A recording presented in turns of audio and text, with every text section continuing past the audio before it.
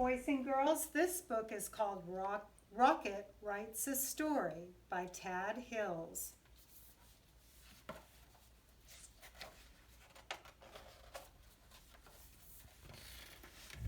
Rocket loved books. He loved to read them to himself or to sit quietly by his teacher, the little yellow bird, as she read them aloud. Rocket even liked the way books smelled. When he opened a new book, it smelled like a place he'd never been to, like a friend he'd never met. The little yellow bird agreed. Books are inspiring. They make me sing. Rocket loved words, too. After snack time, his teacher would say, "Rocket, why don't you use that nose of yours to sniff out some new words?" And off he'd go. He'd fetch some nice ones like buttercup and bug and feather and nest. "I'm looking for words," Rocket would announce to anyone who'd listen. Rocket always brought his words back to the classroom and wrote them down. The little yellow bird would help him spell the tricky ones, and then they'd hang them on their word tree. Sometimes the bird added her own words to the collection. "This one is small, but I promise it'll come in handy," she'd say. "Magnificent," chirped the little yellow bird once their tree was covered. "Now what shall we do with all these splendid words?" Rocket thought all afternoon. Then he had an idea. Rocket left school that day with a very waggy tail. "I'm going to write a story," he declared to Fred and Emma. "My story will be an adventure about the great wide world," he told Butterfly. "I will use many words," he explained to Mr. Barker. "Hello, up there," he called as he passed the tree where he had found the word nest. "I'm going to write a story." The next day, Rocket returned to his classroom. It was time to begin. He looked down at the blank page, and the blank page looked up at him. But no story would come. At snack time, Rocket gave up. "I don't know what to write," he told his teacher. "Don't worry," the little yellow bird replied. "One of the hardest parts of writing is coming up with a good story, but it's one of the most fun too. Perhaps you want to write about something you've seen." "A bug?" asked Rocket. "Yes," sang his teacher. "Stories need good characters. Or what about something that happened to you, or something you really enjoy?" "My favorite stick?" suggested Rocket. "Of course," said the bird, "or you could write about something that inspires you." "Inspires me?" asked Rocket. "Yes, something that excites you," the little yellow bird sang. Rocket took a walk and looked for inspiration. He thought about his friends he knew and places he'd seen. He stuck his nose high in the air and sniffed the gentle breeze. And there it was, a delightful smell of pine needles and feathers. Inspiration! For the rest of the morning, he thought about feathers and pine needles and feathers. That afternoon, he started to write. In the evening, Rocket followed the beautiful smell until he found himself at the tree with the nest.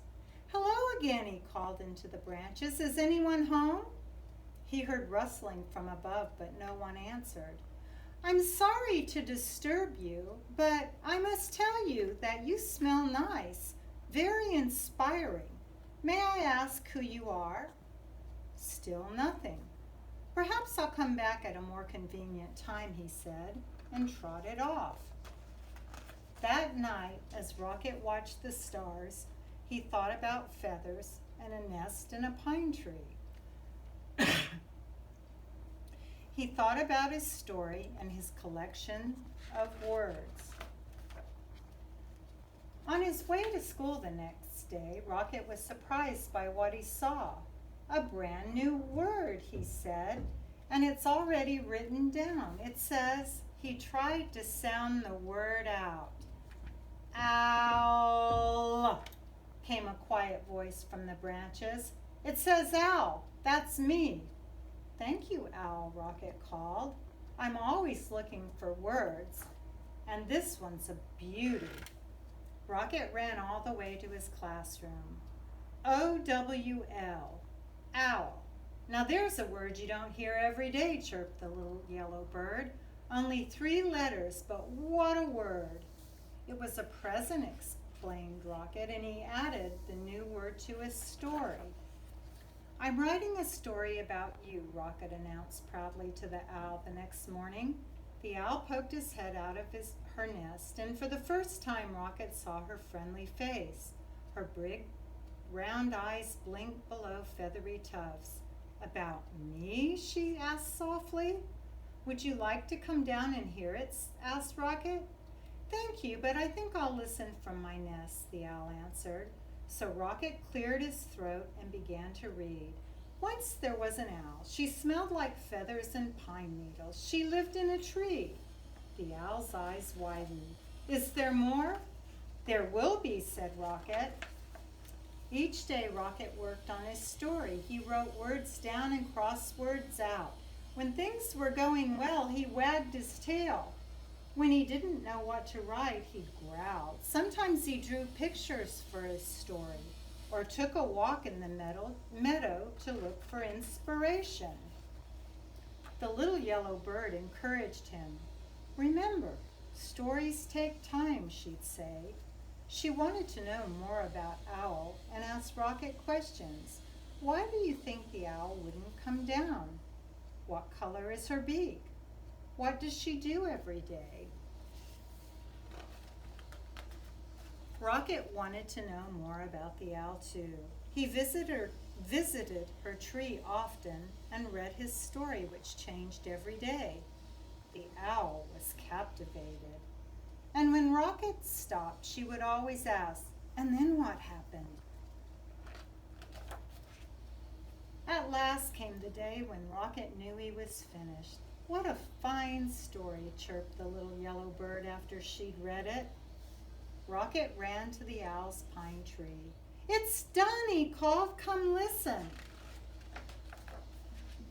And so down and down came the owl till she was right beside Rocket.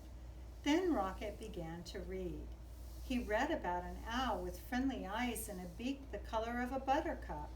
She lived in a nest high in a tree on the edge of a meadow and smelled like pine needles and feathers. She liked to nap in the daytime and listen to stories. Branch by branch, the owl came down from her nest.